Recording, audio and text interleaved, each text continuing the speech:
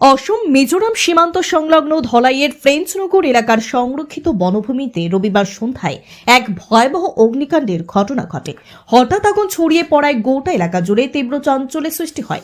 তবে দমকল বাহিনী, পুলিশ প্রশাসন ও স্থানীয় বাসিন্দাদের দ্রুত তৎপরতায় বড় ধরনের দুর্ঘটনা এড়ানো সম্ভব হয়েছে। স্থানীয় সূত্রে জানা যায়, রবিবার প্রায় সন্ধ্যা 7টা নাগাদ পশ্চিম ফ্রেঞ্চনগরের পিংটিলা এলাকার বন বিভাগের সংরক্ষিত একটি টিলাভূমিতে আচমকায় আগুন দেখা যায়। মুহূর্তের মধ্যেই আগুন ছড়িয়ে পড়তে শুরু করলে আতঙ্ক ছড়ায় আশপাশে। টিলার পাশ দিয়ে বৈদ্যুতিক লাইন থাকার কারণে পরিস্থিতি আরও ঝুঁকিপূর্ণ হয়ে ওঠে। আগুন নিয়ন্ত্রণে না এলে বড়সড় বিপর্যয়ের আশঙ্কা ছিল বলে জানান এলাকাবাসী। ঘটনার প্রায় 1 ঘন্টা পর লায়লাপুর পুলিশ ও দমকল বাহিনীকে খবর দেওয়া হয়। খবর পেয়ে দ্রুত ঘটনাস্থলে পৌঁছান দমকল কর্মী, পুলিশ এবং বন বিভাগের আধিকারিকরা। স্থানীয় মানুষের সহযোগিতায় দীর্ঘ চেষ্টার পর আগুন নিয়ন্ত্রণে আনা সম্ভব হয়।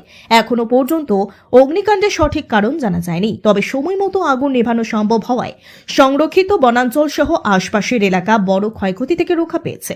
প্রশাসনের পক্ষ থেকে ঘটনার তদন্ত শুরু হয়েছে এবং ভবিষ্যতে এ ধরনের ঘটনা রোধে প্রয়োজনীয় সতর্কতামূলক ব্যবস্থা নেওয়ার কথা জানানো হয়েছে।